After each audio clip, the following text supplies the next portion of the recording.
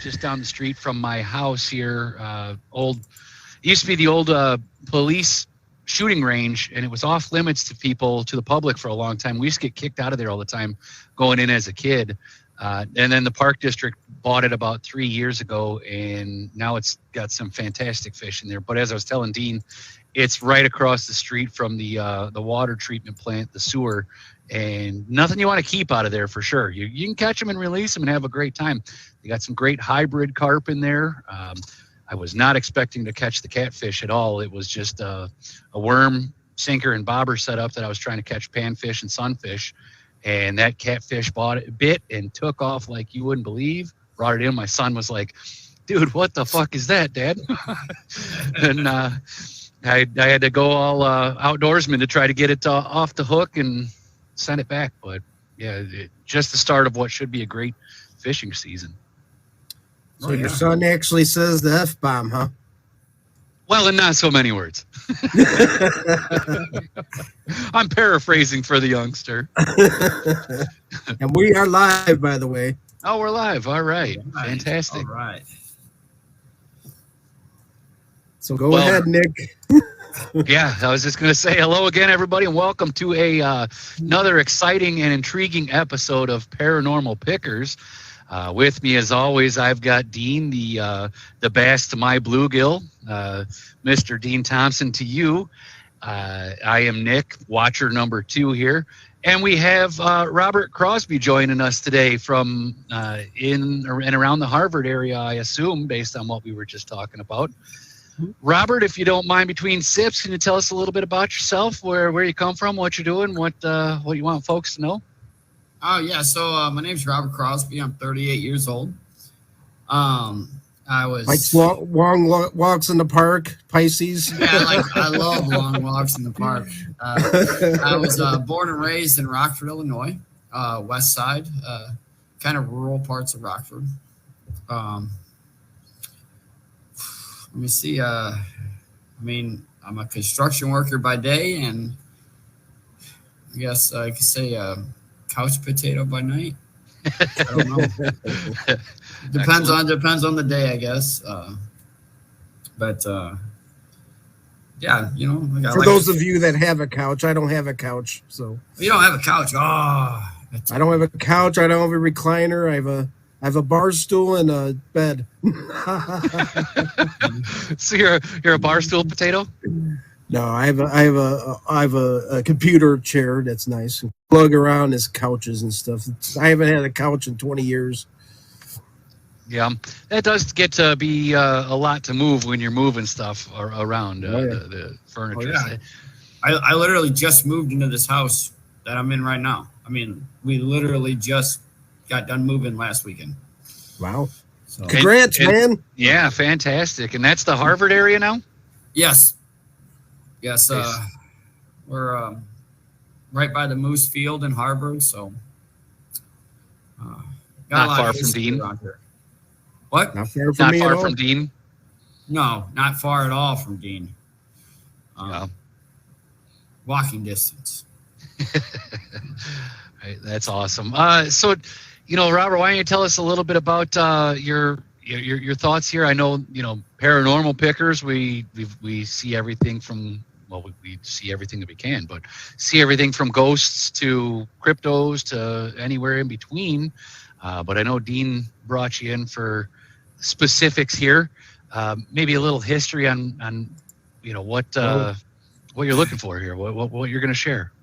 All right, so just to give you a heads up, this is more.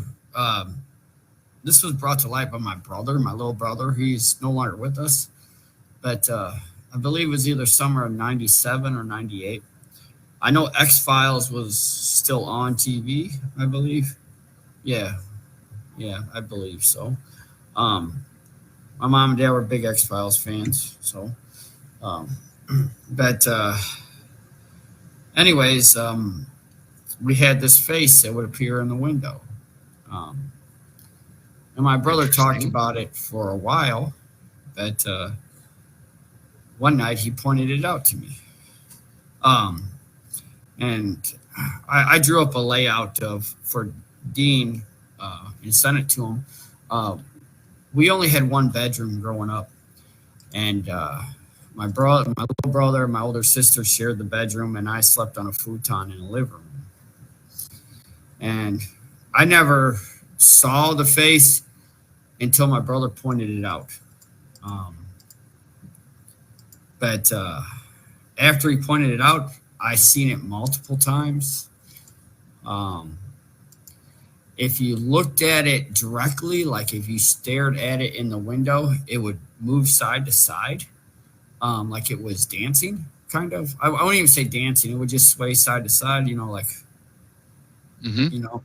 But if you looked at it through a mirror, and that's why I drew the picture of the mirror with the face in it, it would just stay still. All right.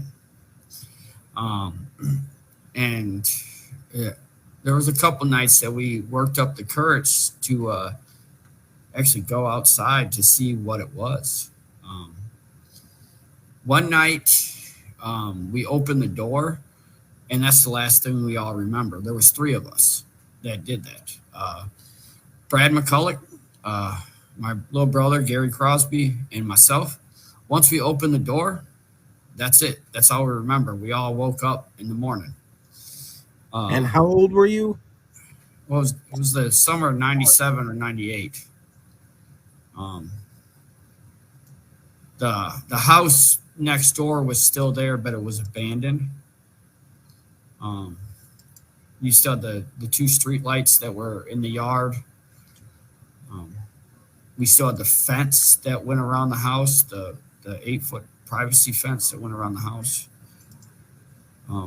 We had the full porch. We had all the brushes, like around the house. There was like those shrubs that went around that people like to put around the houses, But so what you're saying is, if I understand you correctly too, the face that would appear, if it were to be of human form or human nature, somebody would have to jump that privacy fence and stand in the bushes to be visible to you. Yeah. So let me just say, I think it was like 7 foot to the bottom of the window on the outside. Wow.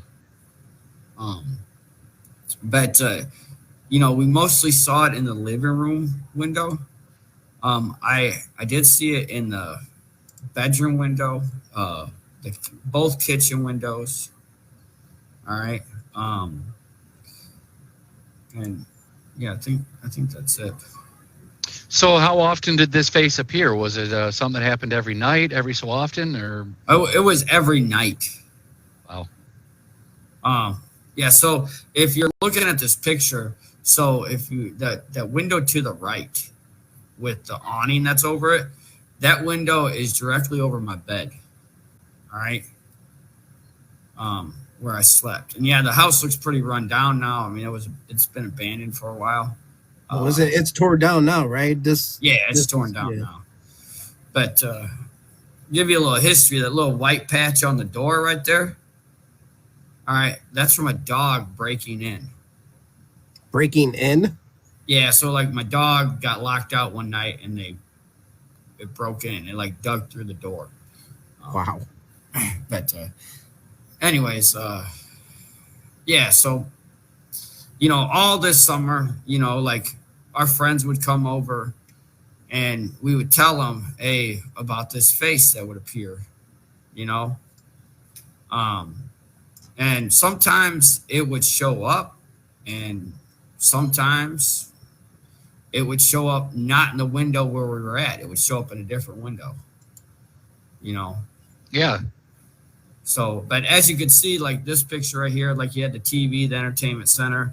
Underneath the TV, there was like books and toys. But like I remember, like between the guinea pig cage, which is that like box to the right. Mm-hmm. All right, that's the water bottle. I always put my X-Men cards right between the guinea pig cage and the TV. X-Men cards. All right. It was big.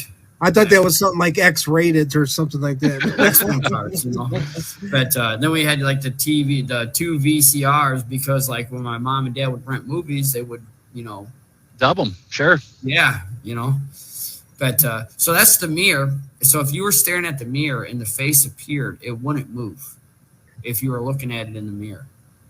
My mom decorated that mirror like for every holiday.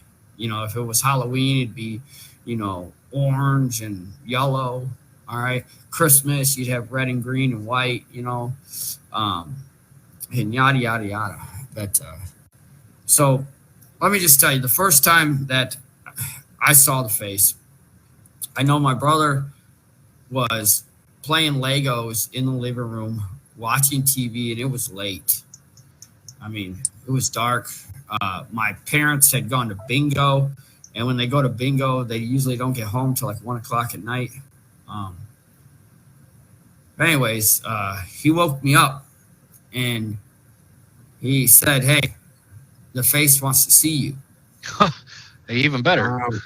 And I, like, you know, I was kind of like, oh, whatever. I wanted to go back to sleep. But when the dog got up, because the dog would always sleep in bed with me, when the dog got up and wanted to go outside, so I had to get up, you know. So, like, I had to walk the dog to the back door and let the dog out. And my brother was like, come here, come here. So he takes me back over to the living room, and he points to the window. There's nothing in the window at the time. But as we're sitting there staring, like, I kind of look over at my brother, and out the corner of my eye, I see it kind of raise up. And, you know, I look at it, and the moment I look at it, it just starts, like, swaying side to side. And, you know, like, I didn't get, oh, there's a fish. But anyways, like, you know, I wasn't really scared, you know, so like I was just more like, what the hell is that, you know? And it was like perfect outline, like the eyes were lit up, like, you know, like the light was shining through the eyes. Like the nose slits were lit up, like the light was shining through them. And it was like perfectly, you know, a face, like right there. And, you know, I turned and looked at like the kitchen windows, you know, from the living room. Because there's like a light that shines down in the backyard. And I looked in the mirror and it wasn't moving. And then I looked back at the window and it started swaying side to side. And like, I immediately asked my brother, hey, you know, what is this? And he just basically said, it's the face, you know? So what we did was we put a blanket over the window that night, you know, and like I went to bed, and like the thing is like, it may sound a little weird, but like I didn't think nothing of it, you know, like it's like I wasn't scared. Like I didn't get scared at the time. But like, then I saw it there again, you know, without my brother there. And it just was a common occurrence. Like it would pop up in the kitchen window, you know, or pop up in, you know, the bedroom window. But like if, you know, I highlighted the windows that I saw it in. And it, sometimes it wasn't the shadow. Sometimes it was the actual face. Like I could see texture in the skin of it. Did it look human? It wasn't human. I'm telling you that right now. But like anytime like I got scared, something came over me and made me not scared. And it's kind of weird to say that.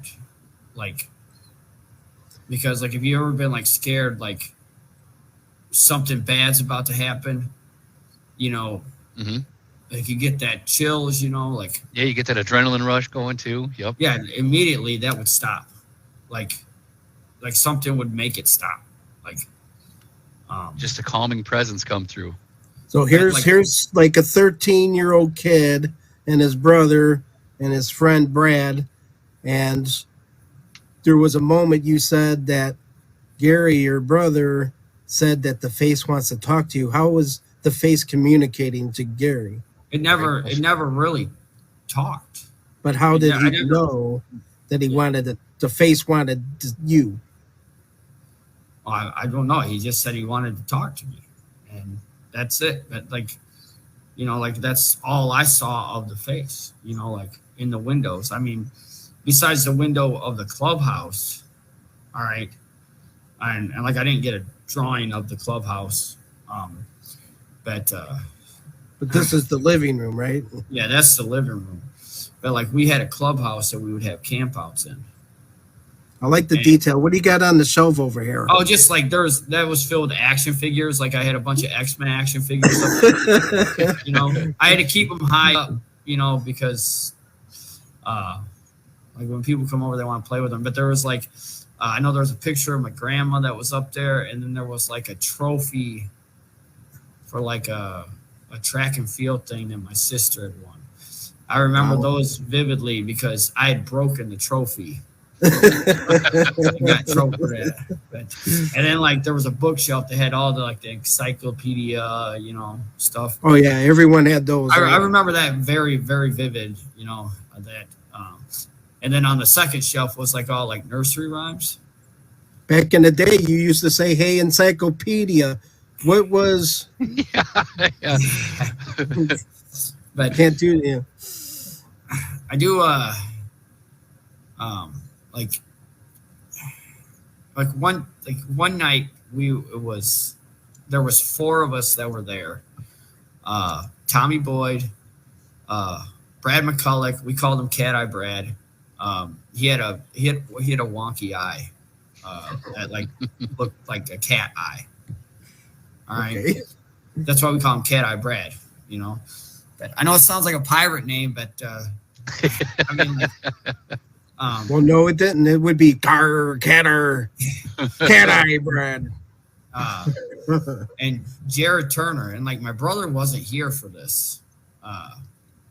But we were all in the back, and like we used to do backyard wrestling, Awesome. Now you're talking my language. All right. And like on the clubhouse, we would throw each other out the clubhouse, and we had this like old school camcorder that we'd put up and record us, and the like, big one, like it's a big thing you put on your shoulder. Yeah, and it had like the battery that was the size of a car battery, But anyways, one of the neighbors gave it to us, and anyways, so we're doing that one night, and it's late, so we got like the spotlights down there. Anyways, the cops come down the alley, so we had to pack everything up, and we're in the clubhouse, and in the clubhouse we had a Nintendo, we had a TV, we had chips. Nintendo. Now you're talking my language. And we had it made in the clubhouse, But anyways, we're all sitting there, and Cat Eye Brad goes, "There's somebody in the shed." So we're all boys, all right. We're gonna go beat this guy up. Anyway, so like the shed was connected to the clubhouse, and there was a door that went from the clubhouse to the shed. So we just opened the door, and there was like a window on the back of the shed. Well, there was the face, like not in the blinds, not a shadow. It was the face, like right there. And it moved towards the door of the shed, and the door of the shed was open. So like all of us boys, I thought we were grown men, saw this happen, and we all ran in the clubhouse, and like we started nailing the door shut. And we were screaming and like yelling, and anyway, so my dad came out. Fight the dead, fear the living. Absolutely. He tarred my ass for that. Yeah. Yeah, because the neighbor actually called him and was like, "Your kid's out here screaming, banging nails into the door," right? But anyways, like we told our parents about it, and my mom was the only one that was really receptive of it, and she told me that it was nothing I needed to fear because they were guardian angels. Oh yeah. That's what she told me. I'm not kidding. Right. My dad told me that I need to stop doing drugs. Right. Lay off the weed. Right. Sounds like something my dad would say. You've taken too many falls off the ladder in the backyard ladder match. Right. But like, I explained to my mom, like, like how this came to be. Like, Gary's the one that told me this and like showed me this. And, she told me the story about when she was little. And she drew the same picture like I saw in the window. But she said this thing would come in her bedroom. In the same house? No. This was the farmhouse that my parents owned, which I actually saw the face there too. But like, we sold that house a little after that summer. But take me back a second here. When we talk about your younger brother seeing it, when did he first indicate to you? Like, how old was he when he first indicated to you that he was seeing these things? All right, so I got to do some math here. Well, you were 13 in 97. So he's a year younger than I was. So he was 12. All right. And the thing is like he said he mentioned to me, geez, I mean, I don't know how long before this, but I know he mentioned before I saw it that he had a friend that would come in the house and talk to him. Mm-hmm. All right. And but like other than that was it. He had a friend, like a real friend or a not? Well, he just said it was a friend. Like, we had these teddy bears that we were growing up. We called them worker bears, and like we took them everywhere with us. All right. And he told me like one day, like we would play with each other. He said this friend said these things are going to help you out later, and like this friend always helped him like find out where his worker bears were at, and like that was my little brother, Mm-hmm. So it sounded like Gary was open to seeing things and hearing things and understanding the other side. Well, like communicating. I don't know much about that. All right, I don't know much about that. It's almost like telepathy or something. But like that day he told me he wanted to talk to me. I mean, like it. I never really. How do I put this? Like, I never really got scared of the dark. But I sent you like a photo of like the neighborhood. All right. I used to go to a friend's house up the street. All right. And after I saw that face, I'd be scared to walk home. Really? Yeah. Like it's hard to explain. Like when the street lights came on and it was dark out, like we didn't really, like it was a bad neighborhood. Like, don't get me wrong, I've been beat up multiple times walking down the street. But like, I never really was scared of the dark until after I saw that face. I mean, and you get then you get that feeling of like when you're running up the stairs from the basement when you're a kid too, like you just don't want to be stuck down in the basement, and you got one track mind again. See, here's the thing. I'm terrified of the basement there. I'm glad the house was torn down. Yeah. Because, well, one, I'm glad my parents raised me there because, I had a great experience growing up. But, I mean, like I could literally, in this, I'm really figurative. Like I can literally take a shit right before I go into the house. And the moment I go into that house, I would have to take another shit because it would scare the shit out of me. That. I mean, the way you're describing this to me too. I mean, just listening to the story for the last 20 minutes, it gives me goosebumps every time you bring up a certain aspect of it. Whether it's the fact that they're kind of one 7 feet tall at least to peer in. Two, that it's different windows throughout the house. The fact that you guys walked outside and don't recall what was going on after the fact. So if you look at the front of the house, okay, so that's the front door, and at the time that, like, okay, so you're looking, I think that's that's Fairview over there, but like at the time the fence went all the way around that porch. Okay. All right. And so like we opened that front door, and the window that was on the south side, that's where the face was at. But like right when we opened the door, that was it. I mean, and what's weird is like I remember opening the door, but I don't remember what it looks like outside the door. I remember opening the door. Yeah. But I don't remember what it looked like outside the door.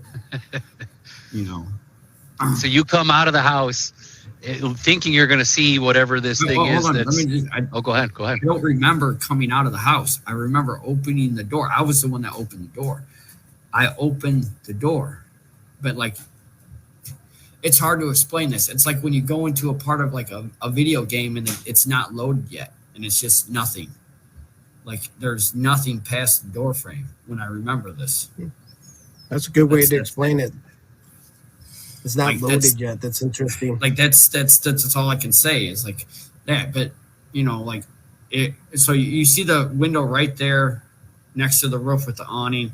Under that's my bed where I slept. Mm-hmm. All right, for 18 years. All right.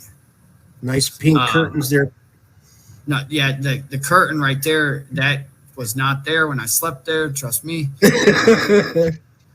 But if you go more to the right, there's that window with the awning right there. That's the window we would see the face in most often. Okay. All right. Now, if you look right there, that is like 7 feet. All right. To the bottom right there. All right. Oh, yeah.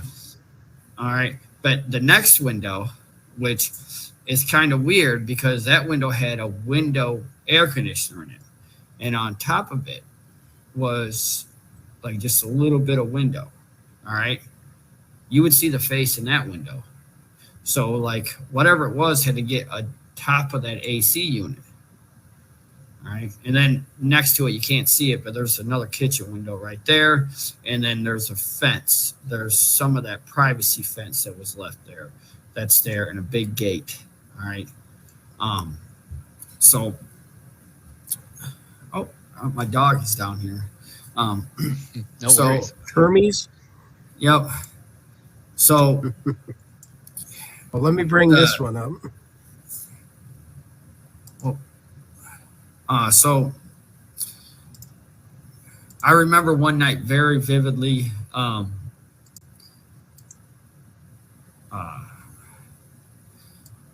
So there was a pizza party at school. I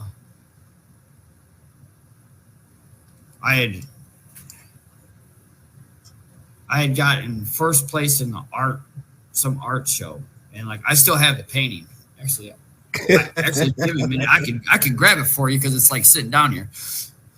But anyways, I remember so we had a pizza party because like two of the members of the class like got their artwork shown in a display that was like statewide, and like I got sick that night eating pizza at school, so I remember like my stomach was hurting real bad, and it was Friday night, so my mom and dad were going to bingo. Gary was going over his friend Adam Graw's house, which lived like 9 blocks away. My sister was in that phase where she wore those North Carolina pullover jackets. I'm pretty sure everybody remembers those. Absolutely. Yeah. But anyway, so I was at the house by myself. And the only reason I remember that is because Yeah, she got in a fight with my mom and dad that night, and there were some words exchanged, and they left. But anyway, so I got out of bed, uh, and I went to the bathroom, and like I locked the bathroom door every time we go in there, and like my dad installed these industrial locks on the bathroom for my sister because she was complaining that us boys would go in there and throw cold water on her in the bathtub, which is honestly it's true. All right. So there's like these big industrial locks on the inside that you cannot unlock on the outside. You know, it's like it's a deadbolt on the inside, I guess. I remember locking those, and I was taking a dump. All right. But what's really weird is I must have fell asleep while I was taking a poop. The dream I had was the bathroom's right there, and the doorway goes into the hallway. All right. The dream I had was I came out that hallway, and the reason I'm saying it's a dream is because what I'm about to tell you, like it can't happen in real life. I don't know, maybe magic. I don't know. Mm-hmm. But I turned into the bedroom, all right, and that's where I was sleeping there because I wasn't feeling good. But as I turned in there, my whole family is standing in that bedroom. All right. And I remember this very vividly because it's weird. And like my brother's one of his eyes, I'm just gonna say one of his eyes was glowing white. And as I kept staring over there, it was getting bigger and bigger. And every once in a while he'd flash and he would be something else. And then he would flash back to being my brother. But the light was getting bigger and bigger, and then it hit me. Boom. I was in my bed, tucked in, nice and neat. Nobody home. Up this way. I told my mom about it. And she was like, I didn't get you out of the bathroom. You were in your bed when we got home. And yeah, so then. So what you're saying is you somehow transported from the restroom into your bed. Yeah. Yeah. And what's weird is I think about that a lot. You know, like you don't understand. Like if you saw these locks and like as me and my brother already know and my dad, we already know, like you had to either bust the door down or, you know, or basically deform the door in order to unlock these if you weren't inside. Like, but just, you know, I think about it, you know, a lot because there are things, best part about this whole thing, I forgot to mention this. We had to crawl through the heating vent to get into the bathroom to unlock the door. Okay. And when I say we, I meant my little brother. Wow. So the door remains locked on the other side. Yes. Wow. My dad at the time was trying to figure out how we did that because you couldn't do that. Like, you know, you had to slide over, you know. But what you know, what did so you had to climb through a heating vent to get through the bathroom to get the door unlocked?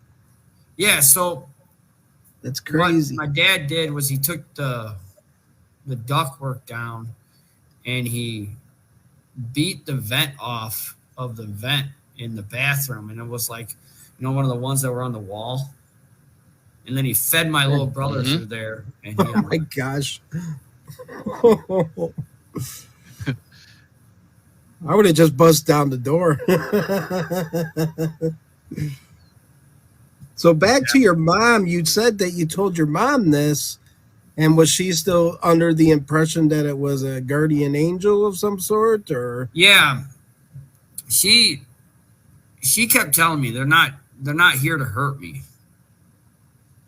You know, they're here just to be my friend and watch. You know, that's what I try to, like, I sent you that message, you know, like, I think they're just watchers. But Yeah, so having lost a little brother myself, I know the feeling. How old was your little brother when he passed? 18. 18, so not that far. Yeah, 6 years or so Yeah, after about 6 this, years after this this. started. Yeah. So, And he continued to see the face. you know, honestly, I that winter, I know I didn't see the face a whole lot that winter. And that next summer was, you know, it was like my first year playing football and baseball. So like it was pretty crazy, but I don't remember seeing it after that. But I just know that one summer it was steady. I mean, like most of the time it was like clockwork, you know. So what happened 25 years ago that the guardian angel felt that it was necessary to basically look in on your family? Well, oh, here's the thing. Um, you guys be I mean, how do I phrase this? If you do something every day, your body gets used to it. You know, Yeah. like Muscle you wake up- memory. yeah, you wake up in the morning, you have a cup of coffee. It's just that's what you do every morning. So what happens if they never stop visiting me? All right. What if I'm so used to them coming in at night and seeing me that I don't even wake up anymore? So now it's oblivious. Yes, I mean it's like Routine. it's like sleeping next to somebody. You know, like when you first start sleeping next to somebody, you wake up every time they move.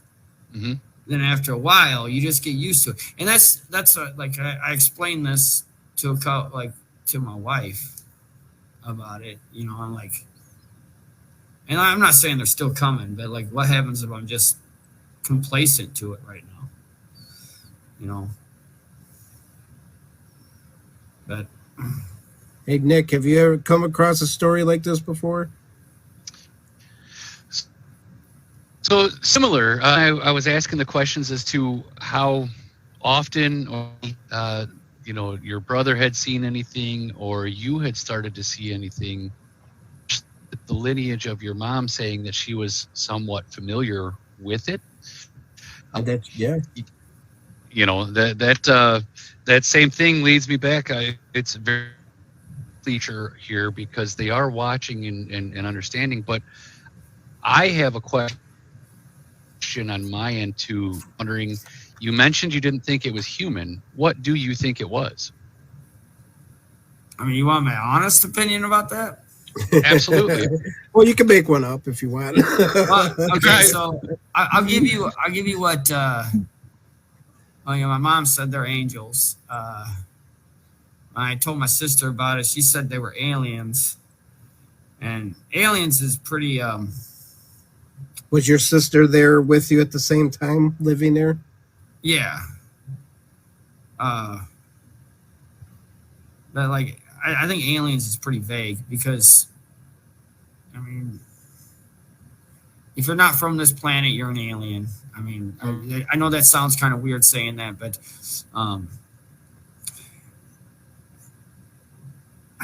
mean, I'm trying to think of the word to use. I mean, like, cause like I think Interdimensional? I mean, like I could say interdimensional, but no, like parallel universe, I guess. I mean, like I know like you have Doctor Strange and the multiverse coming out, but like I always think like they were, you know, they're like stuck between our worlds. So between the veil? Yeah, like I mean, and the only way I say that is like I think about like the time I saw it in the kitchen window one time. All right. And I don't even know how to put this, but like its hand, All right. First of all, it only had 3 fingers. All right. Okay. Its hand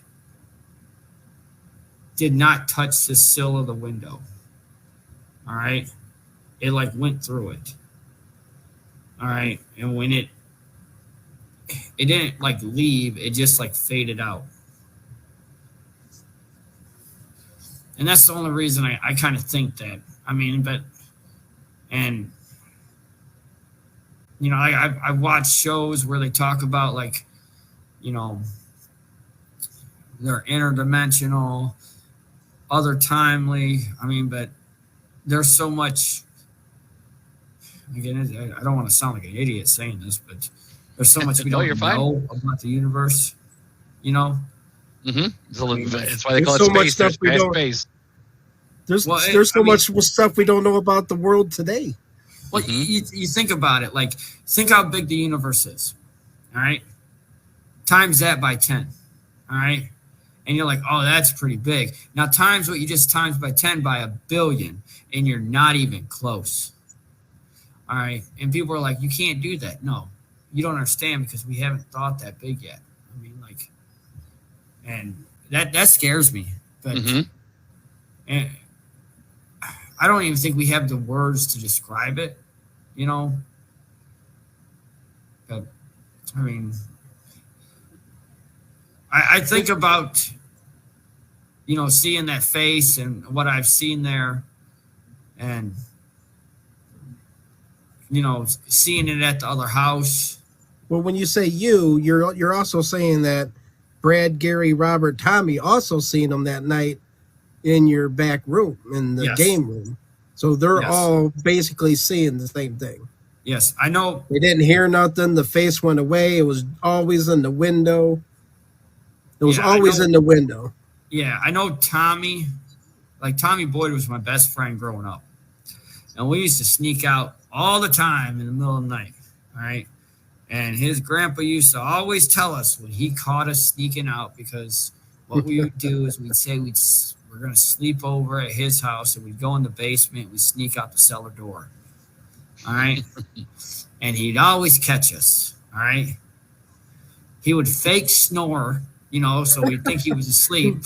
And then he would go out there and wait for us to go out the cellar door. So, I like him. He sounds cool. So he would tell us there was this big eagle in this tree, and if we left that night, it would eat us. That's awesome. Anyways, so Tommy one night told me that he saw it. The eagle? No, he saw the face. All right. Yeah, the eagle, right? He saw the face. All right. Brad never told me that he saw the face, but Tommy told me he saw the face one time as we were fishing. You know, we had got up early to go fishing, and he said the face was in the window of the clubhouse in the morning. All right. But as for my other friends, like Jared, he shrugged it off as a joke. I don't really know what Brad thought of it, because Brad moved away shortly after that. But I know, like, personally, it wasn't a joke. Like, there was something there. Right. Well, and for lineages of your family to see it again, you know, going back to mom, your brother, yourself. I don't know if I recall. Did your sister ever claim to have seen it? She never admitted that she saw it, but I know there was a couple nights she woke up screaming that there was someone looking in her window. But you gotta understand, my sister was, you know, prom queen. You know, she was a very popular girl, and like all my friends wanted to be with her. So it's not anything she would do for lack of she would admit to it just because of her social stature, is what you're saying. She wouldn't want to come off as looking. I mean, me and my sister really didn't get along until recently. So I mean, like, but we were just two different classes, you know, like she was popular and I was, you know, I don't know, I wasn't unpopular, but I just wasn't on her level, I guess. Mm-hmm. But, yeah, I mean, I don't know, maybe, I mean, like I talked to her about it. She didn't say anything, you know,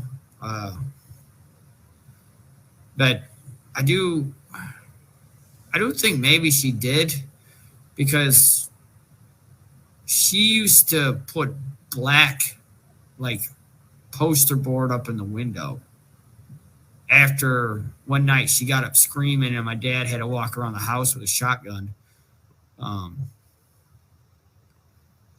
that kind of said something right there. But I mean, you see this picture of this wood totem guy. All right, so that wood is from that tree that Tommy Boyd's grandpa used to say that bird would eat us. All right, so there's a big storm and the tree fell down, and this guy over here decided to take a piece of that tree and carve this guy out of it. And that's right across the street from your house. Yeah, right across the street. So it's not bad enough you got actual folks watching it. Now this guy's making something that looks even creepier looking across from you too. So yeah, you have that. Harkening back right quick while you're pulling this up, Dean, you asked if I had heard anything like this in the past. And so one of the things that this reminds me of is when a lot of the Spanish ships were coming into port back before California was California, there's written tales of folks that would see very similar to what Robert's describing here is, larger shadowy figures that would, either one, be waiting on the shores as they were coming in, or two, after they came in, they would watch over them as they came in. So they were thought to be protectors or ancestors of the past. So it kind of goes in line with what Robert's saying his mom was saying, guardian angels or folks along those lines. So that is interesting to see. There that tree is. That is literally directly across from across the street.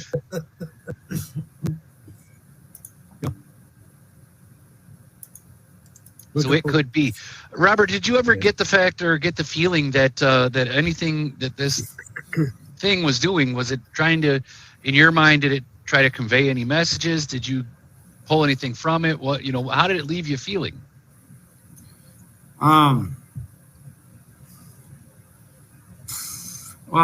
I mean, I really don't have no feelings from that. I mean, if I had to say anything, I think it was there more for my brother. And how did your brother pass? He passed. He had cancer. Yeah, mine too. My brother died of lung cancer. Yeah, my brother died of I don't know. The tumor in his lung. He basically drowned. The tumor in his lung ruptured. And how long from the first diagnosis did he survive? 2 years. That's same with my brother. Same with my younger brother. It was a year. So let's just say 2 years. He had a lump. It took a year to remove the lump. They found out it was cancerous.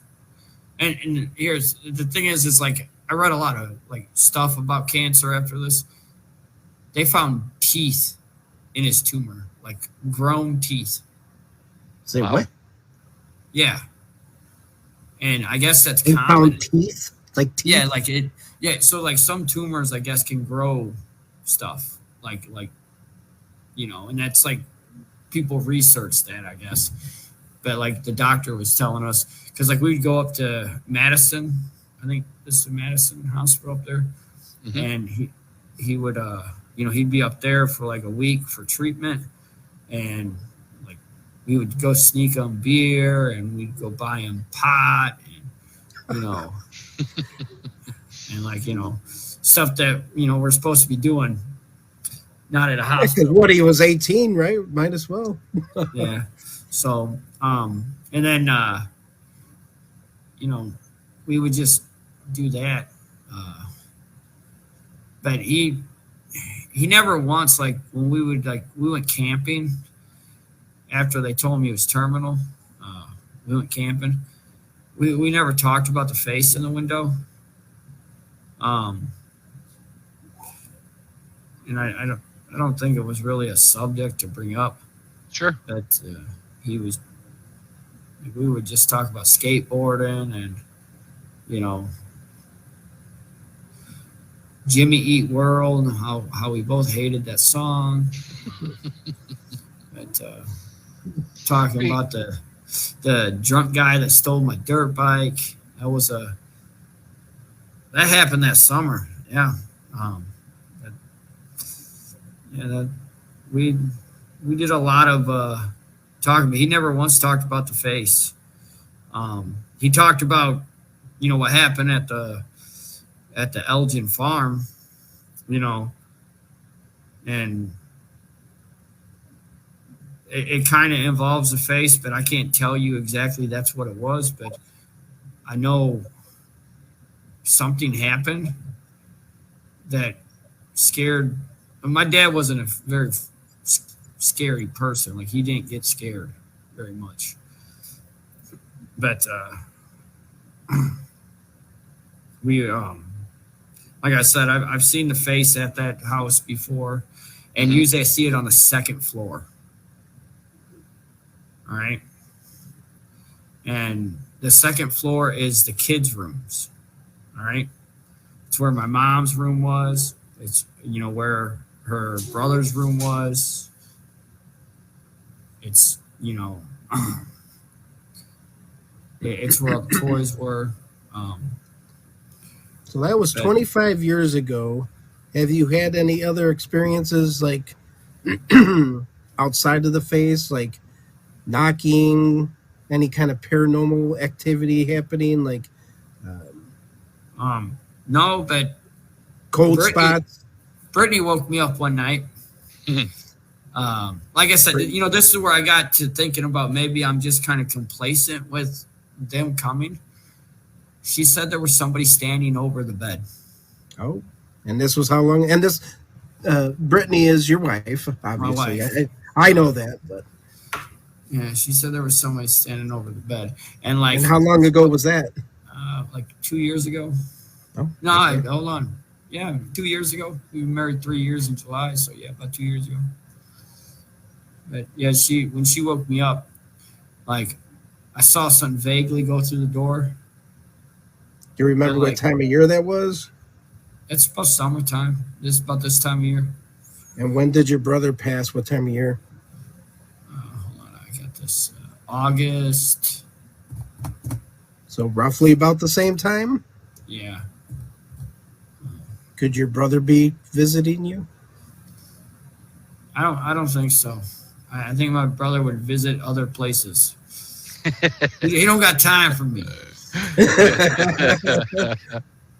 Maybe he's bringing you some special beer or pot from the other side, maybe. Who knows? Well, if you get your hands on some of that, let me know. I'll swing on by. I've been wanting to try some of that for a while. Yeah, you got to try the Astro Dust, man. So, it's called Cosmos. So let me tell you about what happened over on Bank Street. Okay.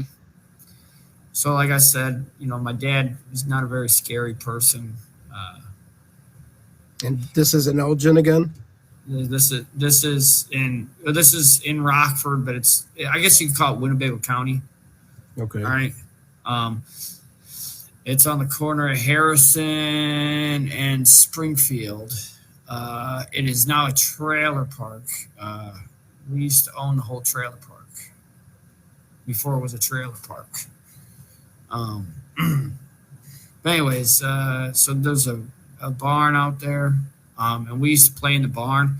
There was a big bumblebee nest in the lumber, and we used to go poke it to get all the bees to come out. Because that's what kids do, right? Mm-hmm. But anyways, like my dad would stay there late, and like, you know, we were fixing up the inside of the house. Well, when I say we, my dad would use us kids as slave labor. And That's why you have kids. yeah. Anyway, so he put us both in the truck. All right. And he normally does this anyways. When he's locking up, he puts us both in the truck, and then he goes and locks the doors. All right. So he put my little brother in the truck, and like I was standing outside of the truck, and like it was a white F100. Red interior. There was Bob Dylan playing. I know this because that's the only thing he played in the damn truck. It's weird. I remember that, but I remember the 8-track that was stuck in there too. But anyways, you know, we watched my dad walk around the side of the house. He's done this a million times. Okay. And he locks the person gate, you know, because we already went through the double gate, and so he's locking the personal gate, and all you see is a big flash, like a green light, boom, like it was quick, like a picture flash, boom. But it's green.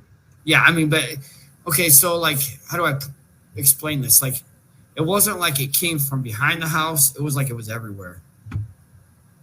Okay. So it was the whole skyline, everything. And then my dad comes around the house really fast. He's like, get in the car, get in the car, get in the car. So we get in the car, and he and like shit's falling out of the truck. It just peels out. And he goes, and he's like, we're driving. He's like, you do not tell your mother. You do not tell your mother about anything. Well, when we were at home, all right, and I remember because like he was sitting there and he smoked Camel non-filters, and like he was like shaking, and like he was putting a cigarette in his mouth. And he kept turning it around. I remember that very, and he was like, I literally just saw somebody float out of the ground. Oh.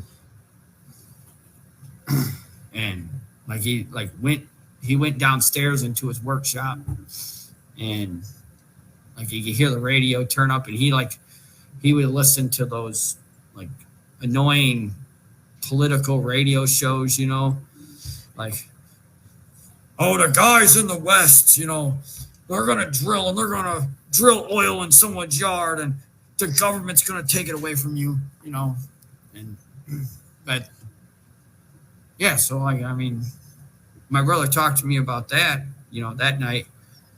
Did you ever talk to your dad about that again? No, my dad would never talk about it. Scared the shit out of him, literally. Yeah, but like when we went back to the house, like we never stayed there past dark again. You know. Okay. And in your experience from that, you saw the green flash that, you know, encompassed everything. Yeah, I saw the green flash. I'm going to tell you right now, the people that bought that house that are living there now, and I drove past that house maybe 2 months ago. Mm-hmm. The one in Harrison, the one. Yeah. And there's a family living there, you know. I really hope nothing's happening to that family, because that house, I don't know, I never liked that house. Yeah. I did research the old house that you were seeing the face in, and the name of the street was Horace, and Horace actually means man of time. Oh, really? Yeah. Is it Horus? Horace. Yeah, Horace. Okay. Yeah. Like whole race. And it means man of time. Oh. Maybe you saw Father Time would have been who was ticking in on that window there the entire time.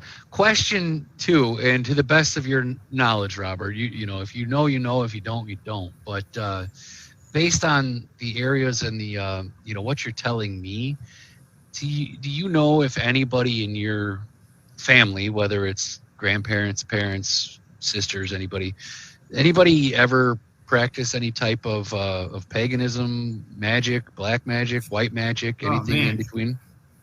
you obviously been in my mom and dad's house. No, I just have I'm picking up what somebody's putting down here. So my mom had 4 Ouija boards. Okay. All right. We weren't allowed to touch the Ouija boards. Okay. All right. And they weren't like your normal, you go buy a Ouija board and it's made out of cardboard. Parker Brothers deal, yeah. These were carved. Okay. Like, they almost look like cutting boards. It's, and we weren't allowed to touch them. So, I mean, that's about, well, I could say my sister played with it. Yeah. And she got her ass tarred for that.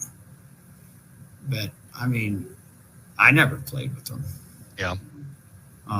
But it was still in the house. Yeah. When we were cleaning the house out, I actually burned the one. Yeah. I mean, it was.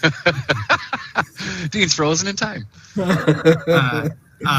Yeah. So there was that and a silver dollar necklace that.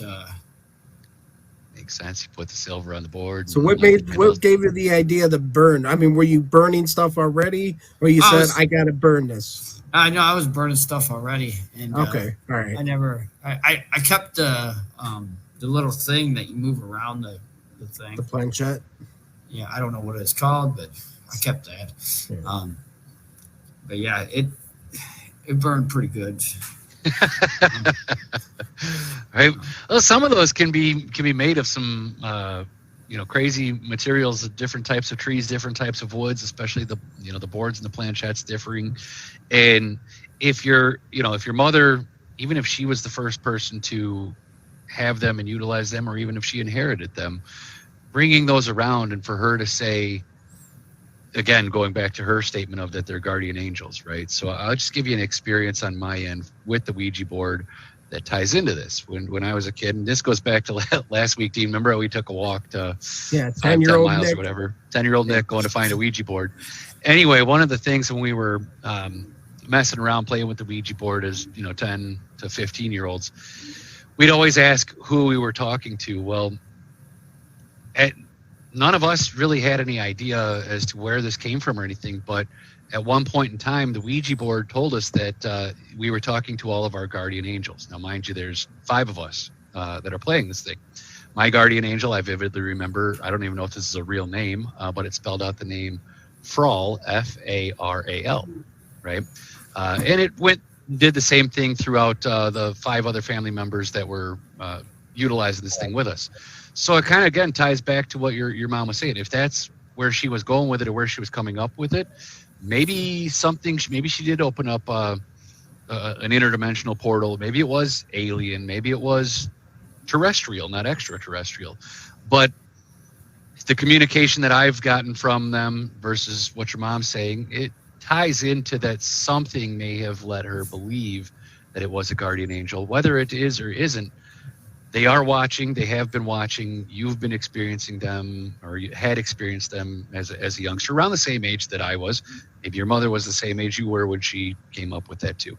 Just spitballing, theorizing, but makes sense to me as far as the line and the thread. So, yeah, it does. But I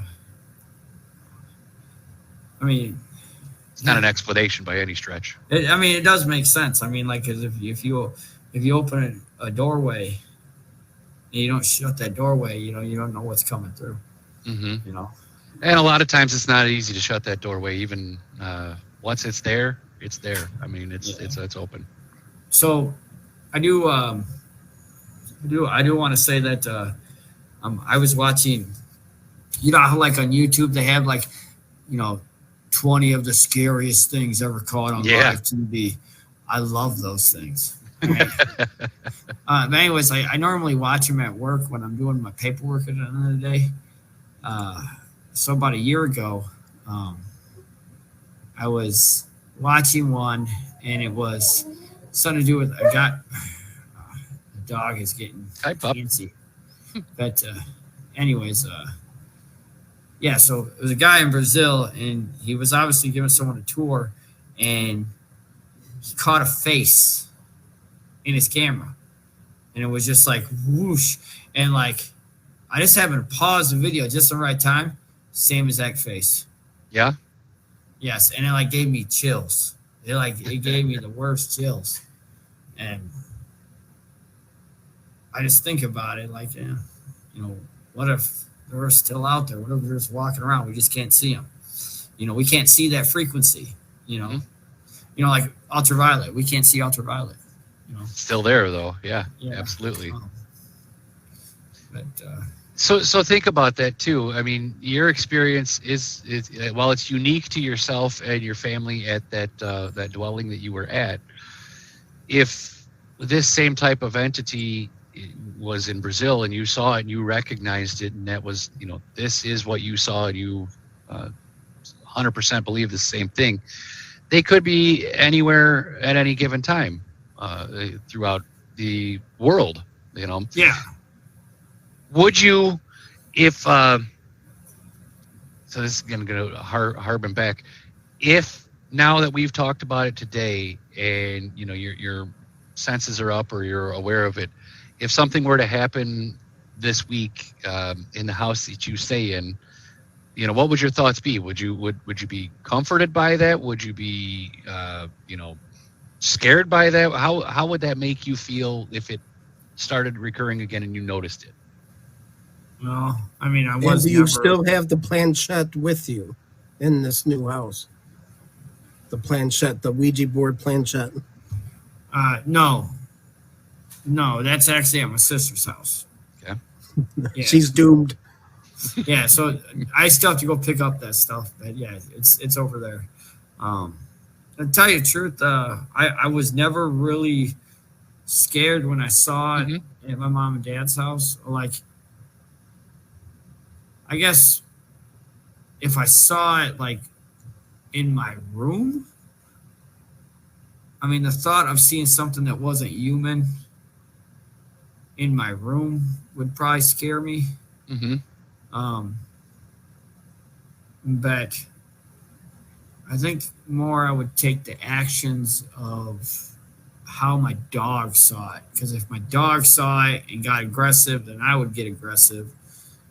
Or if my wife saw it and got aggressive, then I would get aggressive. But like, I never really was scared when I saw it in the window. Like I said, anytime I felt like that, like I just immediately calm. Yeah, and for 25 years, your memory to detail is pretty damn good. Yeah.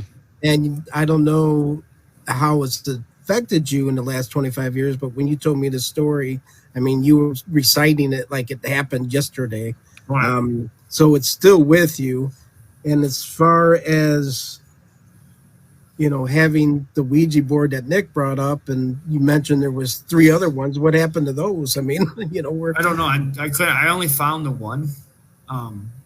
But going on to like the detail, I mean, like when you wake up in the middle of the night and all you're thinking about is what happened that night, how did you get out of the bathroom? Like there's something serious about that. You even remember the 8-track, you remember the song that was playing. I mean, that 8-track never left that truck. All right, like when I started driving that truck, that 8-track never left that truck. It was welded in there. Right. So you paint a good picture. I mean, the details tell you. I mean, I can't remember what I ate for lunch. Yeah. But I mean, you asked me earlier if I had any other paranormal. I mean, I had that thing that happened at the Moose. And I was terrified that night. Yeah. So Robert and I are Moose members here at Harvard, and one night he was behind the bar. And it was getting late, and we were leaving. And I'm assuming he's tending bar when you say behind the bar. Not well, just he was every hanging out time behind the that bar. Robert's there, I don't see or sense nothing when I'm there. No, Robert's the board member. He's actually the president now this year, and I'm on the board this year with him.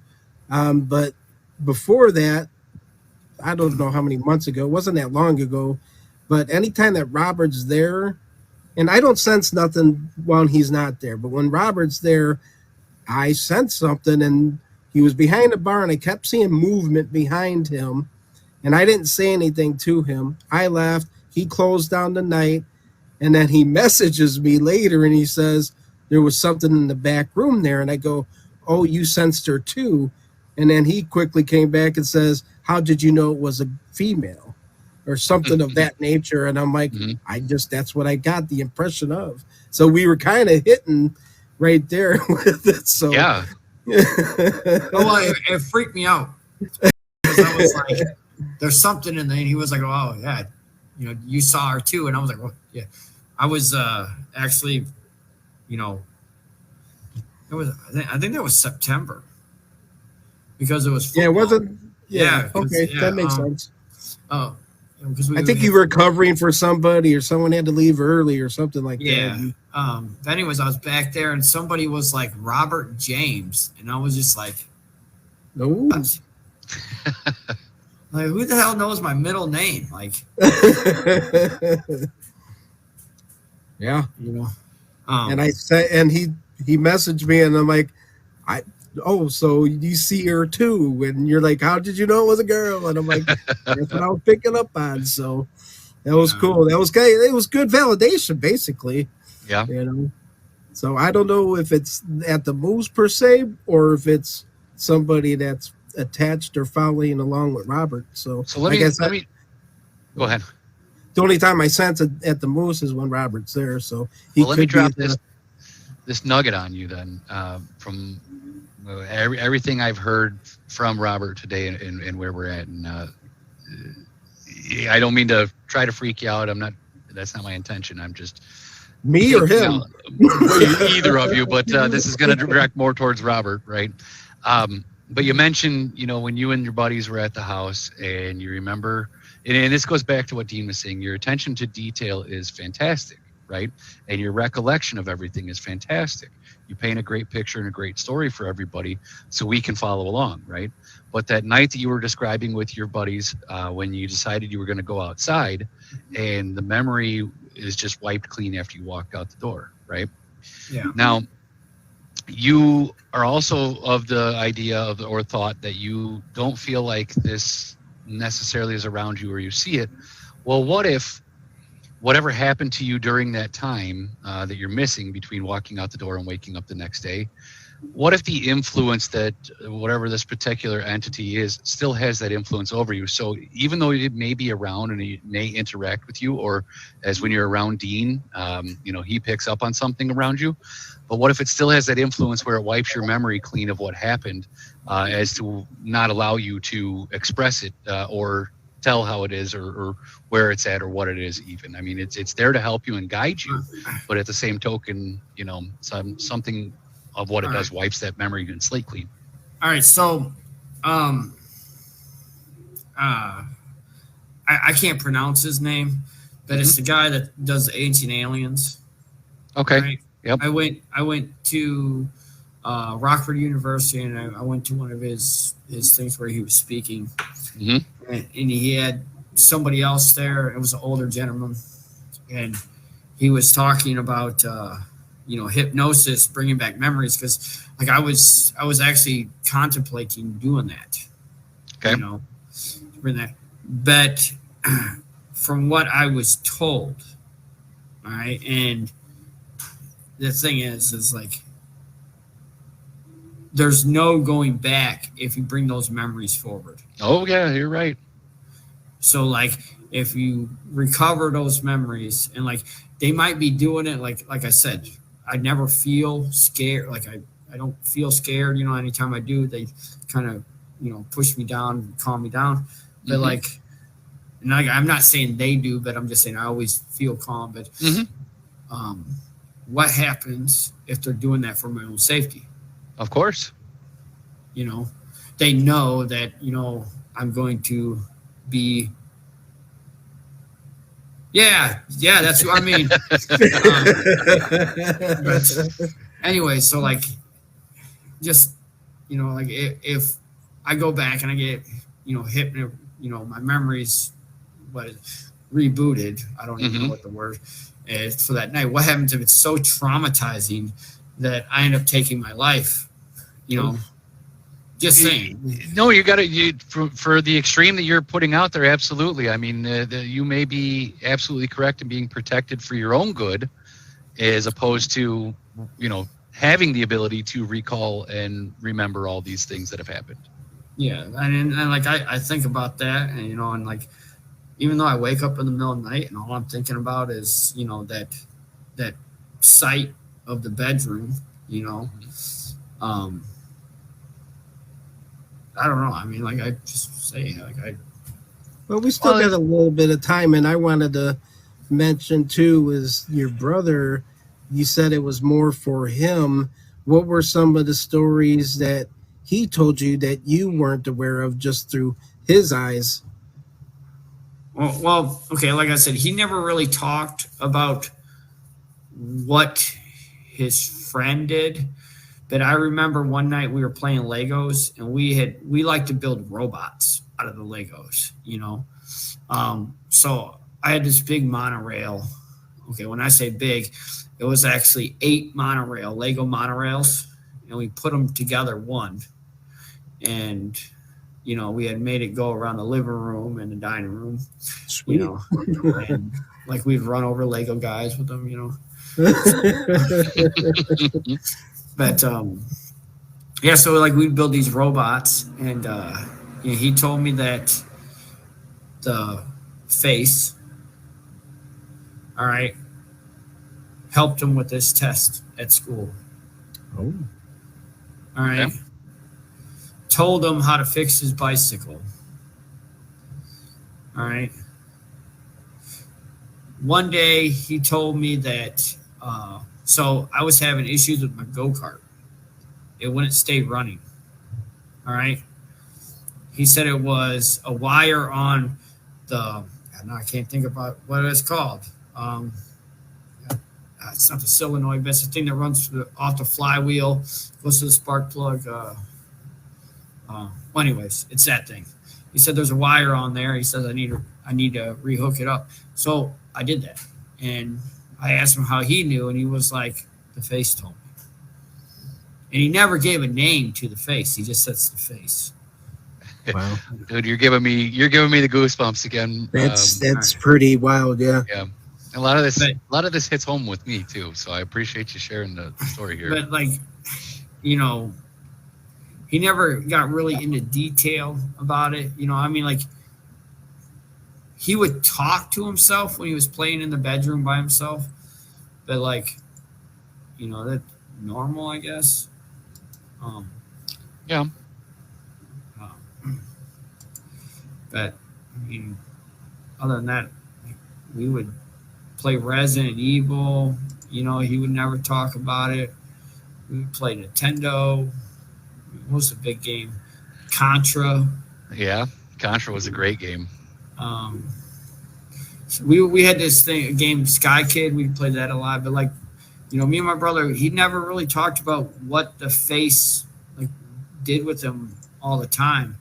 But you knew that, from what he told me, it was helping him. Yeah, to him that was, that's just a standard day for him. I mean, that's just somebody or something that interacted with him, and it's not like, from what you're describing and what you're saying, it doesn't feel like it had any malicious intent to it. It's not like it was telling him shoot the family. It was hey, here's how you fix your go-kart, here's how you do good on your test, things like that. So that's comforting to know in that aspect. Oh, I know what that's from. I know that's the Stan Wozniak story or whatever. Dude. It is the Stan Wozniak story. That I watched that, and that actually gave me creeps. So yeah, I didn't see details like that. All right. And but you saw 3 fingers though. Oh yeah, 3 fingers. But see, like when it touched the windowsill, like let's just say this was a kitchen window. You don't have those I don't know what those called in the window. Those crossbars. Yeah. All right, it's just one solid piece. When it touched the window, it came through the window, and it did, and like it went through the sill. So there was Right. nothing stopping it from putting its, No. its hand or anything straight Yeah. through. Yeah. And like, when you watch that show, and like a thing that really threw me off about that show was the fact that there's a part where it's like standing in the living room and it's like leaning over, to look. Like, okay, any smart person would understand that that's not a very comfortable position to be in. No. All right, so there's something wrong there.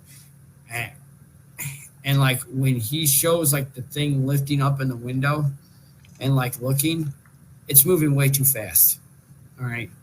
Anytime I saw them move in the window, it moves slow and confident. Like when someone's confident, they have that nothing's going to get me kind of vibe. Swagger going on. Yep. It would, like. But could it be shock slow and it's actually going fast?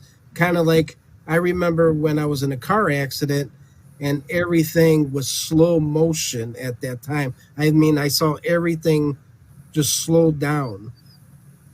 I mean, not really. I mean, like I said, I was never really scared when I saw him. And like in all the times that I saw him, and even the one time that I remember like us going out the back door to see it, try to see what it is. Like I'm gonna tell you, like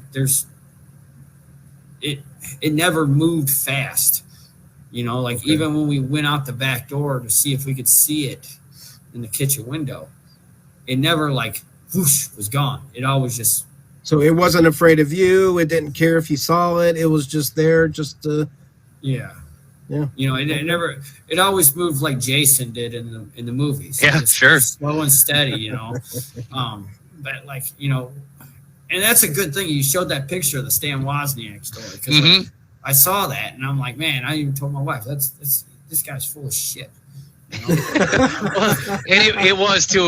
It was said to be a fake story, but when you were giving me the description of what you were saying, that was the first thing that clicked in my head. So I sent that photo to Dean. But like yeah, I mean, I feel better talking about it. So I mean, like, yeah. So like, another thing me and my brother did, and this is like probably the second or third night that I saw the face, and you got to understand, like, when you stare at the face and you actually look at it, I'm looking at the face in the window, and it starts moving side to side. All right, we're going to lift up the blind. Mm. All right. So I reach for the blind. It turns and looks at my hand. Woohoo. All right. We lift up the blind. There's the face. Now it's a face. Now, like the Stan Wozniak, like I'm just telling you, like it's the face. I saw the details. I can tell you the texture of the skin almost looked like, let's say, some sort of, it wasn't like people skin, but it had like, I'm not even going to say scales, but I could see the indentations on the skin. I could see the slit in the mouth. I could see the slit in the nose. I can see the eyes. I could see the crease where the eye meets the skin. I could see part of the neck. All right. And I just remember it like slowly went towards the corner. And I don't see you sending me a sketch of that. You should get a sketch artist to do that one.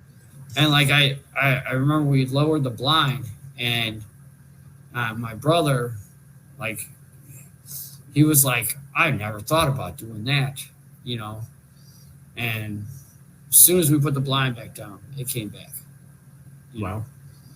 And like it was like nothing. Like, we would see it in the mirror, and like it'd be like, no, we're just gonna continue doing what we're doing. What gets me on it? Go ahead. Go ahead, Dean. I mean, he was seeing you. Do you think it was you were seeing it? Do you think it was seeing you? I mean, well, yeah, because you said it moved and looked at your hand. It looked at my hand when I reached for the cord. And that was, to tell you the truth, that was a little weird. But it's kind of weird that it's actually knew that you weren't afraid, which is awesome in itself. Maybe it was making him not afraid too. You know, it was presenting some type of calming. You said it yourself, confidence. If somebody's got confidence and swagger, same thing. You can present a calming presence. I'm getting goosebumps thinking about it because, like, I'm thinking about because you got to understand, like, you're in a windowsill. Mm-hmm. I'm like 4 inches away from the blind. When I pick up that blind, it's maybe 4 inches away from the window. Yeah. And I'm 4 inches away. So, like, we're total, like, within a foot of each other. Yeah. Just the window behind. Only thing separating you is a 1/4-inch piece of Chinese glass. Yeah. And, like, I'm telling you, like, the detail in, like, where the point of the eye is between the two eyes. Like, I remember that detail. Like, you got to draw me a picture and I'll add it to the YouTube clip. And, like, just thinking about that, it's like why wasn't I shitting my pants? And I don't want to be like sound like an idiot, but like I think about it, and it's like, mm-hmm. No, I got that covered. That sound like the idiot part. Well, you're right though, to think of any sane reaction from any sane human would be, fear, shock, awe. But at the same token, you young kids too decided you were going to go out and confront it at some point in time, maybe twice. Once when you guys were in the clubhouse, and then once when you guys were in the actual house to try to confront it. But back to the whole dad thing too. Your dad said you got to stop doing drugs. Well, like, I do want to tell you, in the clubhouse, like, we saw it in the window. Okay. Yeah. The moment it moved towards the door and that door was open, I think about that too. It's like, why didn't anybody just shut the door? Like, no, all of us are like, no, we're getting back in here. All us tough kids, tough men, like, no. Mm-hmm. But the Warriors theme came on. You're like, yeah, let's go. But like because there was a pizza joint that wasn't too far away, and like we would order pizza and the pizza man would actually deliver it to our clubhouse. Pizza joint. Those two words go hand in hand, don't they? Ha ha ha. So hand in mouth. Right. So like, it was John Doe's Pizza. John Doe's Pizza. It was the number's 965 John. It's still the number. And it was DOUGH too, right? DOUGH. John Doe. Yeah. So like it was 965 John. All right, that was his phone number. And like you could get a large triple cheese pizza for $7. Listen to this guy's details, man. Right. And I'm gonna tell you, like, we would go collect worms and we would go, sell them to the bait store. And we'd get enough money to order pizza and get a 12-pack of pop. And we thought at the time it was hilarious to put Pepsi inside a Coca-Cola cooler. Like, we're breaking every law here. Yeah, but like when the pizza guy would come, all right, and the thing is, like, he would pull up in the alley. And he would honk his horn, and we'd go out and pay him, and get our pizza, We'd always see, like, when the lights came, if we'd see the face. All right? Mm-hmm. And a lot of the times, like, we would see the face, and it'd always be in the same spot in the yard.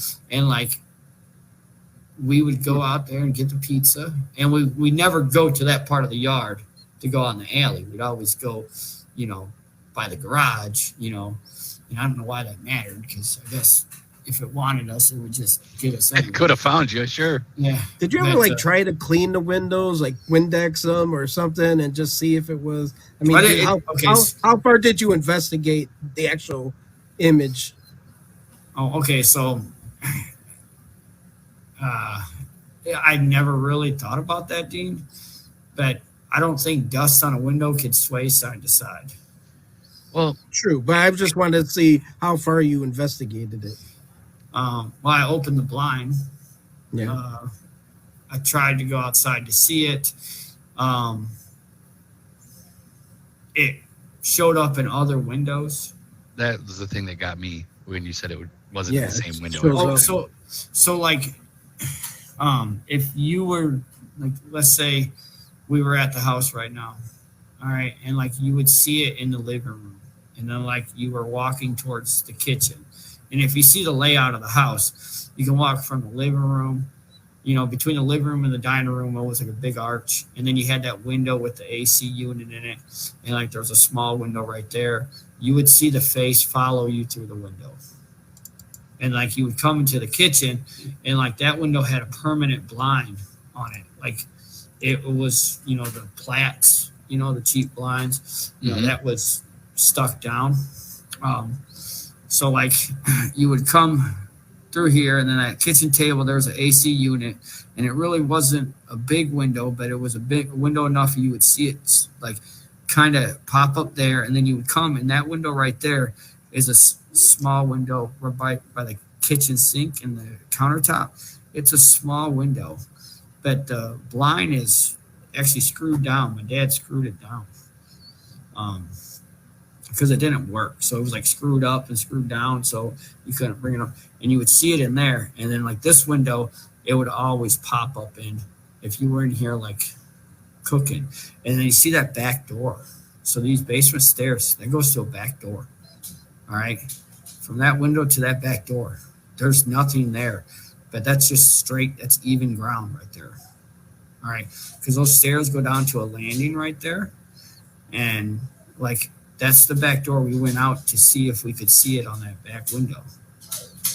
All right. And if I understood you correctly too on this diagram that Dean's got pulled up here, any of the windows that are highlighted in green are the ones that you saw it. Saw it like most of the time, except for this mirror. That's just I just highlighted the mirror because you would use it in the living room to capture it. Yep, makes sense. So there's at least 3 different windows that you had seen it in, throughout the house. Because when I first was listening to Dean's point, like I thought maybe it was just pareidolia from a tree that was swaying side to side. But the fact that you told me it moved from window to window, and you'd seen it in the shed, and you'd seen it in the yard, not even always through a window. Sometimes just like you mentioned with the pizza guy, you'd see it out there. So And the other house.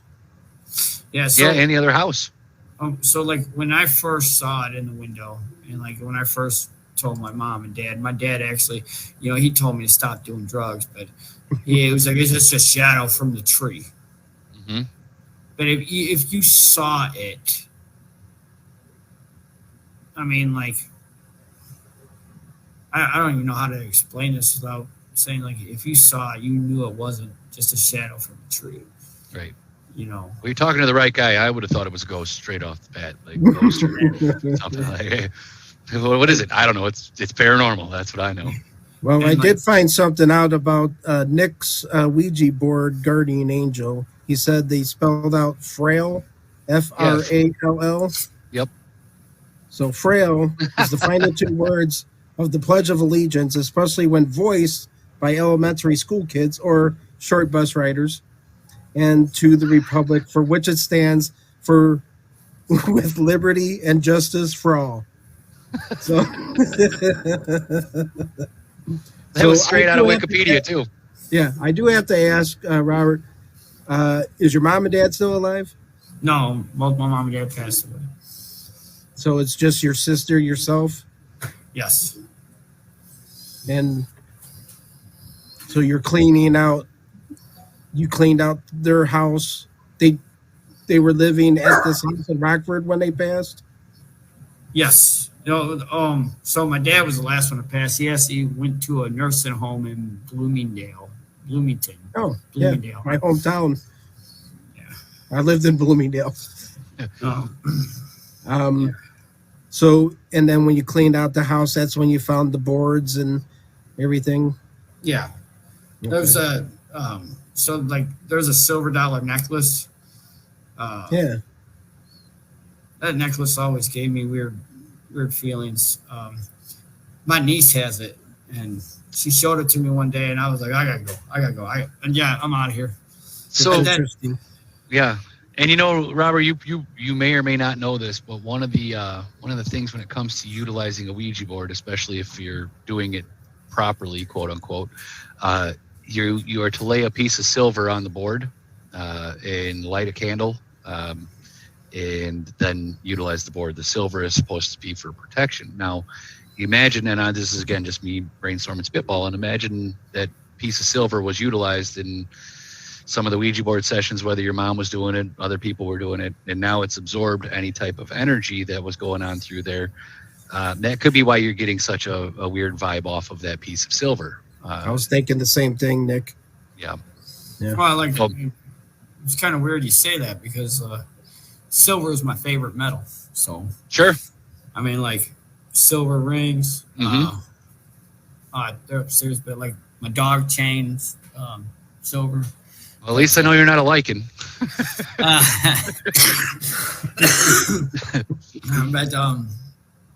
yeah, and I mean like wedding ring. That's white gold, but my wife wouldn't let me get it in silver. So Yeah, I have a preference to silver too. Yeah, I don't know. I like the way silver ages. I think it ages very well. Which actually, I thought of something. I have a silver ring that I forgot what they're called now. It's people that practice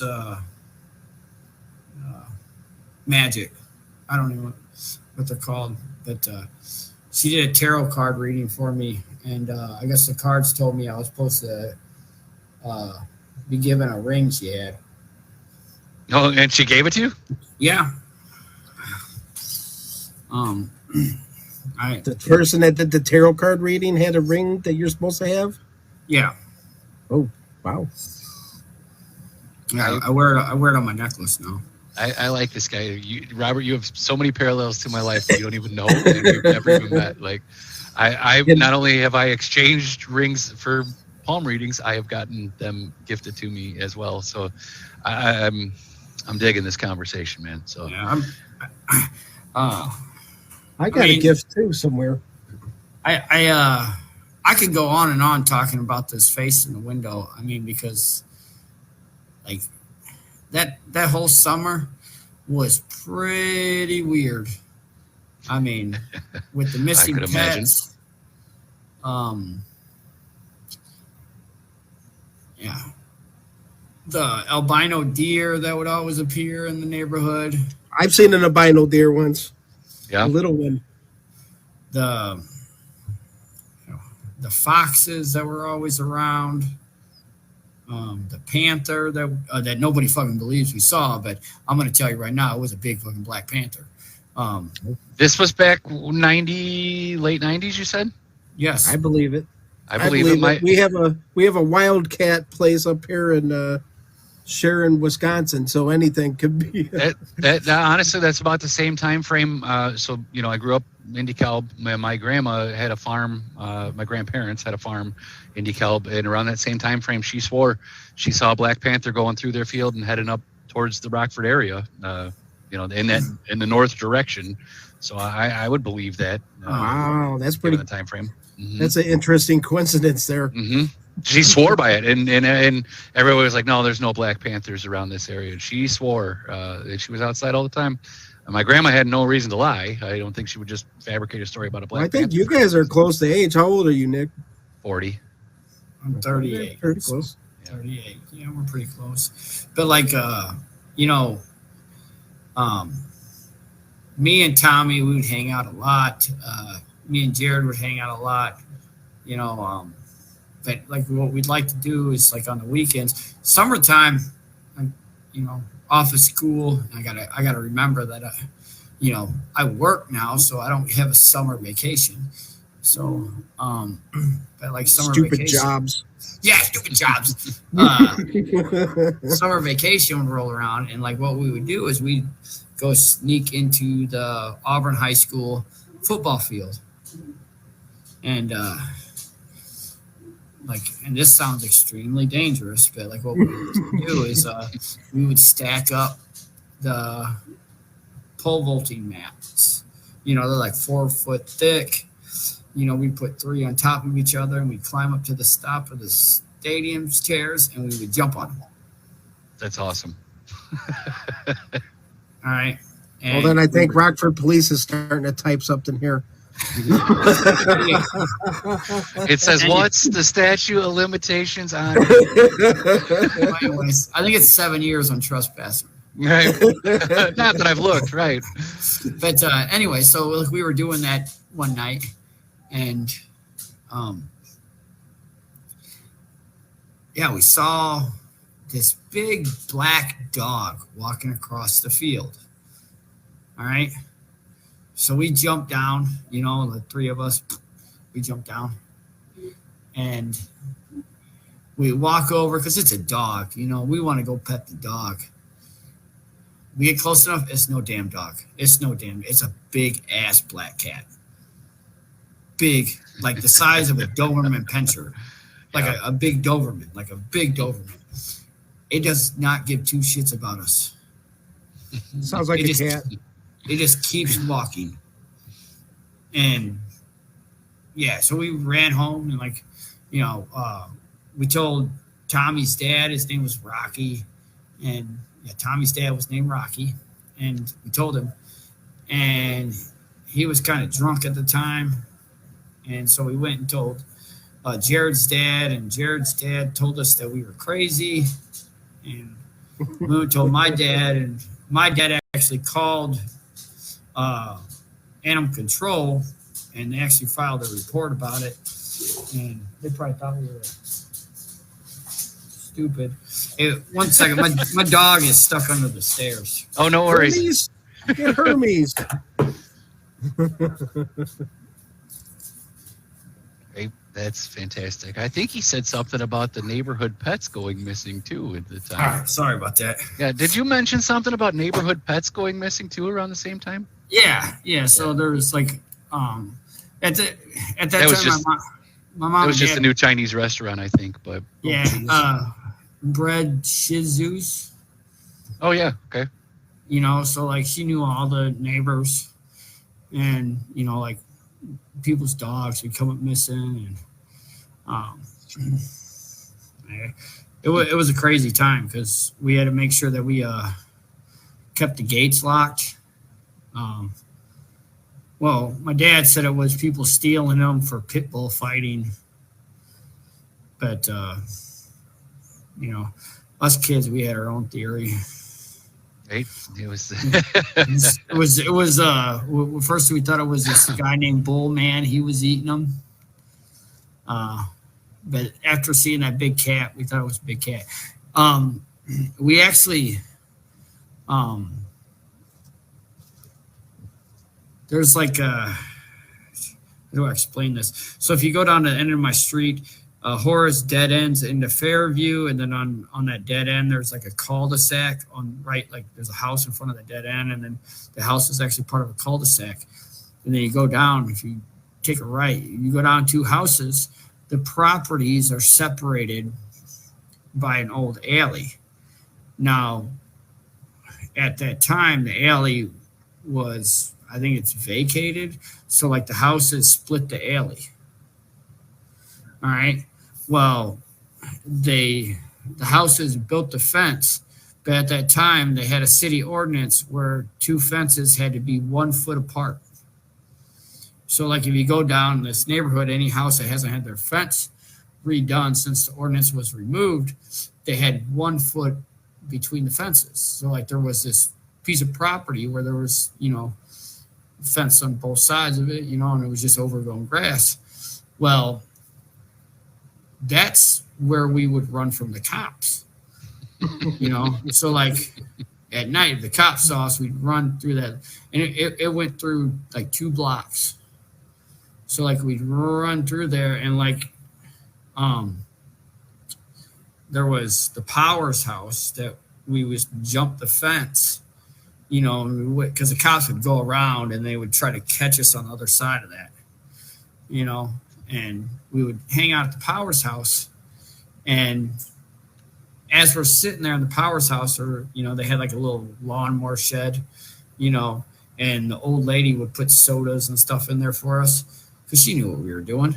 Did she also put the Pepsi in the Coke and the Coke in the Pepsi? Yeah, that's high treason stuff right there.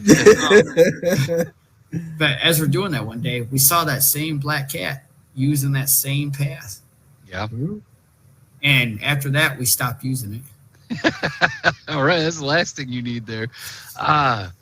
Hey, we're 15 minutes over. We should probably end the live stream, but Robert, stay on. Go ahead. Well, I wanted to show, because I also got a gift jewelry thing too here. Oh, where'd you get that from? I remember the story now. Yeah. Padre Pio? It's a different story, but right. Did you want to tell your catfish story before we go? Our Lady of Guadalupe? Oh no, that's all right. We can because Robert's a fisherman. Maybe you guys can hook up out at Rock Cut State Park over there. But I think Robert's probably got some better holes to fish in. I got a couple private spots I go to. Right. I myself, so I'd tell you the general direction as to where these things are. But you know, not going to give out the honey hole, that's for sure. Is this the private spot where you caught this guy at? That is. No, that actually, that's the one I was talking about at the beginning, where it was the old police shooting range. And then I threw him in that house. No. So yeah, that was the catfish we caught today. That thing was about the size of my torso. So did you keep them? Are you making catfish cheeks tonight? I am not. That place, again, is right next to the water treatment and sewage plant. So I don't know. You can see the bottom. You should be good. Listen. Being a sewage plant and catfish are bottom feeders as it is. That's the last thing I need. Actually, it was kind of a clean cat though. It looked like it was, you know, not very old. Nice channel cat, probably 3.5, 4 pounds. It probably would have been good eating, if I'm being honest. But I just don't trust. There's signs up all over the place. It says catch and release only. So catfish. That's all I do is catch and release. Catfish. Yeah, I mean, if I damage a fish by catching it, you know, like it's not going to survive anyway. Whether it swallowed the hook or I hooked it in not a spot that it's not going to survive, I will keep it and eat it. But then Greg says I can always glow in the dark too. Right, eat a little bit of extra. Then I'll be the face people see in their window as I'm walking home. They're not saying burns; they're saying boo earns. Right? Would you like some fish with your mercury? Right, on that. But right, so we'll say goodbye. Hang on, yeah. Robert. We'll talk after or behind the scenes. So. Thanks for joining us, everybody. You can catch us as always. YouTube, StreamYard, Facebook, everywhere. Oh, hey. Wow. Oh, hey, everyone. It's Dean from Paranormal Pickers. Oh, I got the preview for the next episode.